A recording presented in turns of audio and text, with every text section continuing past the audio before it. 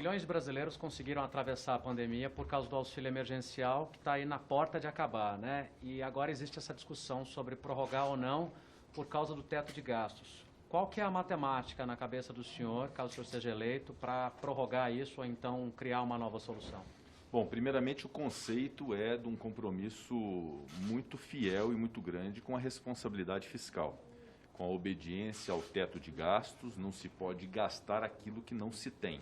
Então esse compromisso é um compromisso que nós temos de responsabilidade fiscal, alinhados, obviamente, com o governo federal também nesse sentido, para evitar que haja um incremento do déficit público de maneira mais severa. No entanto, nós temos que reconhecer, a pandemia não terminou, há pessoas alcançadas de maneira muito severa pela pandemia e que demandam uma assistência do Estado.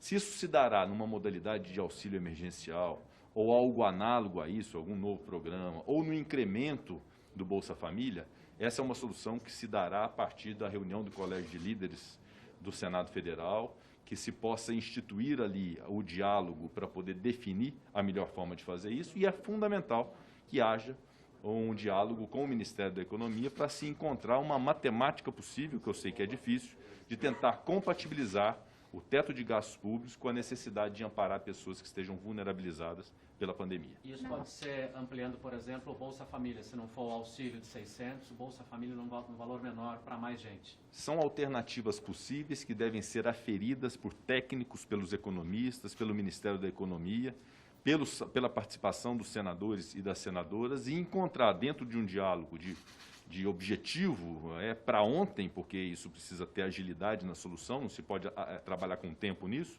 para que a gente encontre qual o melhor mecanismo. O fato é que precisamos compatibilizar a responsabilidade fiscal, o teto de gastos públicos, que para mim é algo muito importante, com essa necessidade de amparar pessoas realmente necessitadas em decorrência da pandemia. A gente tem algumas propostas relevantes aí, consideradas prioritárias pelo governo federal, como a PEC emergencial, né, senador? Caso o senhor vencendo a disputa e assumindo, isso é um compromisso de já colocar para análise? Outras reformas também devem chegar ao Senado, como a administrativa e tributária? Como é que fica isso? Eu, hora nenhuma, vou impor a minha vontade pessoal, a minha percepção sobre aquilo que é bom, sobre a vontade dos senadores. Para isso, nós temos o Colégio de Líderes do Senado, que se reunirá para definir a pauta do Senado Federal de contribuição para o Brasil. Vou buscar o máximo possível o alinhamento com os demais poderes, inclusive, especialmente com o Poder Executivo, e uma das possibilidades é a PEC emergencial, além da PEC da revisão dos fundos públicos, além da PEC do Pacto Federativo, que compõe esse plano Mais Brasil, além também da reforma tributária, da reforma administrativa. O fato é que nós vamos precisar trabalhar e agir para poder cumprir essa etapa do crescimento do Brasil. É um trinômio que nós vamos trabalhar, que é o da saúde pública, do desenvolvimento social e do crescimento econômico do Brasil. Essa será a prioridade absoluta da gestão do Senado Federal. Senador, o senhor falou sobre essa questão do Colégio de Líderes. Eu me lembro que em 2019, mesmo antes da pandemia, uma das reclamações dos senadores era que não havia nem Colégio de Líderes. Eu cheguei a contar, ficamos quase 3 meses sem reuniões, e também reunião da mesa, passamos quase o ano todo sem. Alguns senadores me disseram que isso seria um compromisso do senhor, e para remendar, se o senhor é candidato ao governo, candidato ao Davi, como que o senhor se denomina? Bom, primeiramente, eu sou líder do Democratas no Senado há 2 anos. O Colégio de Líderes se reuniu, não se reuniu com a regularidade que se esperava por conta da pandemia, mas houve reuniões, sim, do Colégio de Líderes, e a minha pretensão como presidente do Senado é mantê-lo ativo, com reuniões semanais, pontuais, em que se possa dar voz a todos os senadores através de seus líderes partidários. A reunião da mesa diretora, de fato, houve poucas reuniões da mesa diretora nesse biênio, até em função do problema da pandemia, e é um compromisso meu também de estabelecer o quanto mais possível uma rotina de reunião da mesa diretora, inclusive para fazer cumprir uma de suas atribuições, que são as informações requisitadas junto ao Ministério de Estado, para poder o Senado participar das informações em relação ao que tem sido feito pelo governo federal. Então, são 2 compromissos que eu tenho com os senadores e com as senadoras, e farei cumprir na nossa gestão no Senado Federal. Quanto à sua pergunta, a nossa candidatura é uma candidatura constituída por uma indicação de um partido político, que é o Democratas, com o apoio de quase uma dezena de partidos políticos no Senado Federal, de senadores e senadoras, numa rede grande de aliança que vai de oposição à base de governo, que vai de esquerda à direita, e eu acho que isso é uma grande oportunidade, singular mesmo, de nós buscarmos a pacificação e uma pauta de consenso para o Brasil. Então, nós vamos aproveitar esse momento em que conseguimos angariar tantos diferentes apoios dentro de um propósito comum para fazer a melhor gestão possível no próximo biênio no Senado Federal. O senhor esteve com o presidente na véspera do Natal e é o candidato defendido por ele publicamente, inclusive. Eu queria a opinião pessoal do senhor sobre dois aspectos que são muito caros ao presidente. A questão armamentista, né, que faz parte daquela pauta de costumes dele, e as dúvidas que o presidente coloca com relação ao sistema da urna eletrônica no país. De fato, no dia 24 de dezembro, fizemos uma reunião com o presidente Jair Bolsonaro, acompanhado do presidente Davi Alcolumbre, e ali nós tratamos, inclusive, da sucessão, e quero apenas afirmar que a nossa candidatura é uma candidatura do Senado Federal, ela pertence aos senadores e às senadoras, e houve uma manifestação de simpatia por parte do presidente da República a essa nossa candidatura, como houve o apoio também do PT, do PDT, de partidos de oposição. Então, repito, essa é uma sinalização muito positiva que nós vamos poder construir uma pauta comum, de essência comum, para bem dos brasileiros. Todo mundo quer gerar emprego, todo mundo quer ver o desenvolvimento da nossa indústria, todo mundo quer ver reformas que sejam importantes para corrigir distorções e combater privilégios. Então, essa é uma pauta comum que nós temos que apartar as divergências, diminuir os atritos e seguir adiante no Senado Federal. A sua segunda pergunta foi quanto a dois temas específicos. A pauta armamentista, isso já foi objeto de deliberação nesses 2 anos, sob a gestão do presidente Davi Alcolumbre. Obviamente que no Colégio de Líderes, havendo a pretensão de senadores para que essa pauta possa ser discutida, obviamente terá todo o campo de abertura para que seja discutida essa e qualquer outra pauta no âmbito do Senado Federal, e não havendo consenso, que se estabeleça aquilo que é de mais caro na democracia, que é a vitória da maioria. Submete-se ao plenário para poder decidir a maioria sobre a pertinência ou não desse tema. O fato é que eu não imporei as minhas convicções em relação a esse tema ao Colégio de Líderes ou aos senadores. Nós vamos discutir essa e outras pautas dentro do Colégio de Líderes para saber se será pautado ou não. E em relação ao outro tema que você disse? As dúvidas do presidente com relação ao ao sistema eletrônico, é verdade. Eu tenho uma convicção no meu íntimo de que as eleições no Brasil são regulares. A Justiça Eleitoral também afirma essa regularidade e que não há fraude. Há segmentos da sociedade, inclusive o próprio presidente da República, que lança dúvidas e indícios sobre a lisura do procedimento eleitoral. Isso precisa ser dirimido, até para bem da própria percepção da sociedade sobre a justiça eleitoral brasileira. Então, isso precisa ser dirimido à luz de aspectos técnicos, para se aferir se há possibilidade de fraude ou não. A proposta desse voto impresso, que sempre gerou algum tipo de preconceito, se aprofundar a respeito dela, que não afeta o sigilo das votações, tampouco é capaz de exercer algum tipo de controle sobre a liberdade de escolha do voto pelo eleitor no sistema secreto, na verdade, é tão somente a possibilidade de se materializar fisicamente no papel, dentro da urna, a contabilização dos votos para uma eventual recontagem. Então, essa é uma discussão que, se o Colégio de Líderes entender que é pertinente fazê-la, até para dirimir essas dúvidas, eu acho que será um bom proveito para a sociedade brasileira ter essa discussão e essa definição, estipando qualquer dúvida sobre a lisura do processo eleitoral brasileiro. Agora, sobre porte e posse de armas, senador, desculpe insistir, a ampliação disso, a opinião pessoal do senhor, o senhor é contra ou a favor? A minha opinião pessoal, já externada, inclusive votações no Senado Federal, é de que a posse de arma de fogo para a proteção do cidadão e da sua família, com critérios psicotécnicos de antecedentes da pessoa, é algo absolutamente tolerável e aceitável dentro da sociedade. Houve, inclusive, um projeto de alargamento do conceito de domicílio para a posse de arma no meio rural, que também foi um projeto aqui apreciado no Senado Federal. Há a situação dos colecionadores, atiradores e caçadores, os CACs, que podem, eventualmente, sendo aptos a manusear arma de fogo, podem ter algum tipo de flexibilização nesse sentido, mas quanto ao porte de arma de fogo, eu tenho as minhas restrições de se armar a população com a quantidade de violência que nós temos, com o déficit que nós temos, de armar a população indiscriminadamente, é algo que eu sou definitivamente contra. Mas não imporei qualquer vontade minha pessoal, qualquer percepção minha pessoal, a um colegiado. Isso deverá de ser deliberado pela maioria do Senado Federal no momento oportuno. E vários processos do Conselho de Ética eles não tiveram desfecho.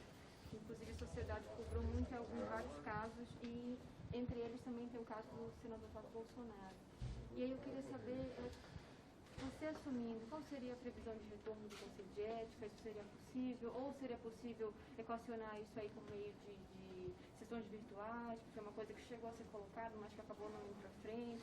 O Conselho de Ética, como os demais órgãos do Senado Federal, tem a sua importância evidente. O Conselho de Ética, ainda mais pela sua independência, são membros eleitos, portanto, têm mandatos que garantem a eles independência, mas o funcionamento do Senado Federal é evidente, ficou comprometido em 2020 em razão da pandemia, priorizou-se as sessões remotas do plenário, as comissões não funcionaram, o Conselho de Ética não funcionou, outros órgãos da Casa também não funcionaram, e o Conselho de Ética, por sua característica e pela discussão que ele trava de processos disciplinares, impõe-se a reunião física presencial para essas deliberações. De modo que agora, com o anúncio da vacina, é uma grande esperança nacional de que essa vacina possa ser alargada para toda a população e imunizar a população brasileira. Eu acredito muito e pretendo que nós possamos voltar ao sistema presencial do Senado, ao pleno funcionamento do Senado e, evidentemente, o Conselho de Ética, como todos os demais órgãos, funcionarão na sua plenitude. Então, no caso, só depois da vacina, que a gente já tiver um número de senadores... Na verdade, eu prefiro dizer, depois do retorno das atividades presenciais. Aí se instalará o Conselho de Ética, como também as comissões temáticas permanentes da Casa. Obviamente que nós vamos ouvir os especialistas, os infectologistas, e ter toda a segurança sanitária para o retorno das atividades presenciais do Senado. E é o que eu vou buscar fazer a todo instante, que é buscar sem atropelos, sem forçar a barra, como diz na linguagem popular, para que se volte a qualquer custo. Nós vamos buscar ter segurança para retornar às atividades. E retornando às atividades, retornará a atividade do Conselho de Ética. Não só para o senador Flávio Bolsonaro, que é o motivo da sua pergunta, mas para todos os outros 80 senadores que, se eventualmente tiverem representações contra si, terão o direito de poder fazer prova e demonstrar suas defesas em relação a esses fatos apontados. Senador, quantos votos o senhor acredita que acumula até o momento? E a eleição no Senado acontece dia 1º ou dia 2º de fevereiro, só para a gente ter...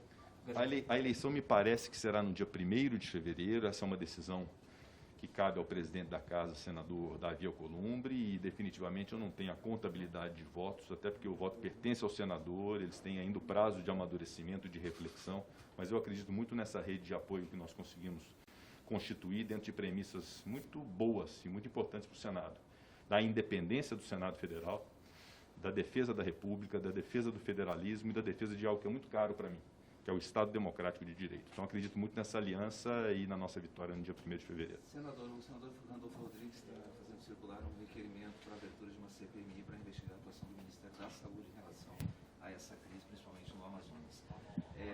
Obtendo o número mínimo necessário para a abertura, o senhor pretende dar um encaminhamento, pretende dar celeridade ao processo? Qual a sua posição em relação a isso? A questão de CPI dessa ou de qualquer outra é fundamental que haja a materialização do pedido com os fundamentos e a base legal e a base fática para poder ter uma manifestação mais precisa em relação a isso. Falar por hipótese, em razão da questão do Ministério da Saúde, daquilo que foi errado ou não, eu acho um tanto temerário. Aguardemos o requerimento, aguardemos a formalização para uma decisão oportuna em relação a essa matéria. Falando no senador Randolfo, como está a situação com a rede? De bastante expectativa da minha parte, é um partido que eu estimo, prezo, 2 senadores que são extraordinários, de atuação muito destacada na casa, o senador Fabiano Contarato e o senador Randolfo Rodrigues, e há perfeitamente a possibilidade de nós alinharmos um propósito comum para bem do Senado Federal e do povo brasileiro. Senador, senhor, desculpa... Eu queria saber qual que é na verdade, a ação, né, do Alcolumbre na sua campanha e se há a possibilidade dele servir na chapa. O presidente Davi Alcolumbre, eu devo reconhecer os méritos, os avanços, a qualidade do seu mandato nesses 2 anos à frente do Senado Federal. Um homem de diálogo, um homem humilde de trato e que pôde realmente fazer coisas muito importantes para o Brasil. A própria sessão remota, que foi algo inédito no mundo, a possibilidade de reuniões remotas com muita qualidade do Senado Federal, obra do presidente Davi, a aprovação de pautas importantes, como a reforma da Previdência, a constitucionalização do Fundeb, da participação mais efetiva da União no Fundo de Manutenção e Desenvolvimento da Educação Básica, o marco do saneamento básico e outros tantos projetos, o auxílio aos estados, o auxílio emergencial. Então, realmente foi uma gestão muito destacada e eu tenho uma grande responsabilidade de dar continuidade àquilo que de bom o presidente Davi Alcolumbre realizou nesses 2 anos no Senado. Obviamente, com a minha própria marca, com coisas que serão evidentemente diferentes, porque é natural que o sejam, até pelo momento do país, que será diferente dos últimos 2 anos, Então, eu tenho no presidente Davi sempre uma inspiração importante e é um grande apoiador que tem nessa caminhada à presidência do Senado, sem dúvida alguma. É destacado o seu apoio a mim, a sua confiança a mim, eu haverei de honrar o presidente Davi e todos os senadores e senadoras da República. A votação será presencial, senador? Está mantida essa votação aqui, em cédula? Se o senhor for convidado a opinar, o que o senhor defende? O regimento interno impõe que seja a eleição por cédula e presencial. Então, haverá de ser essa eleição presencial. Obviamente que é uma reflexão que a mesa diretora haverá de fazer nos próximos dias. O presidente Davi pode ser o vice? Perguntou sobre o vice. Olha, a questão, nós vamos tentar compatibilizar o máximo possível a regra da proporcionalidade dos partidos políticos na composição da mesa diretora, até para poder pacificarmos o Senado. É a minha intenção, nós temos a participação de todos os partidos políticos e não há definição ainda em relação aos partidos, nas respectivas vagas da mesa diretora, tampouco os nomes que serão escolhidos. Isso será no momento oportuno a discussão interna de cada um dos partidos. E da peço desculpas porque eu cheguei logo depois. Eu gostaria de saber do senhor a respeito da afirmação que o senhor fez hoje em relação à criação de um novo auxílio emergencial, ou a ampliação do Bolsa Família. Perfeito. Eu respondi um pouco antes isso, eu vou responder novamente. Na verdade, eu disse que nós temos um grande respeito e uma obediência à responsabilidade fiscal.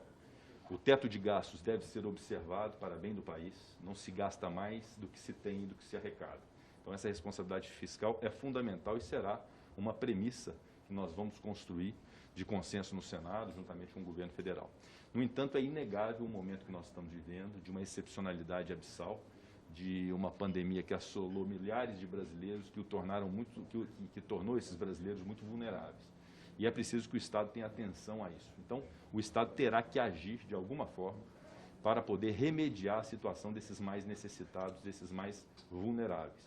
Isso poderá se dar através de algum programa assemelhado de assistência social ou com o incremento do Bolsa Família, mas isso tudo será discutido pelos senadores já de imediato, no início de fevereiro, em conjunto com o Ministério da Economia, para saber quais a matemática possível para poder compatibilizar esses dois preceitos, que é a responsabilidade fiscal e a obediência ao teto de gastos, com a necessidade de socorrer o quanto mais possível as pessoas que estão vulnerabilizadas pela pandemia.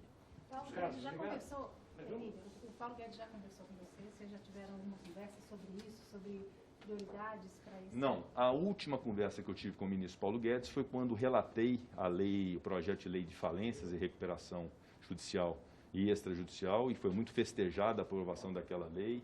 O governo tinha naquele projeto uma grande expectativa de aprovação e eu me desincumbi na relatoria do Senado Federal. Foi o último contato que eu tive com o ministro Paulo Guedes.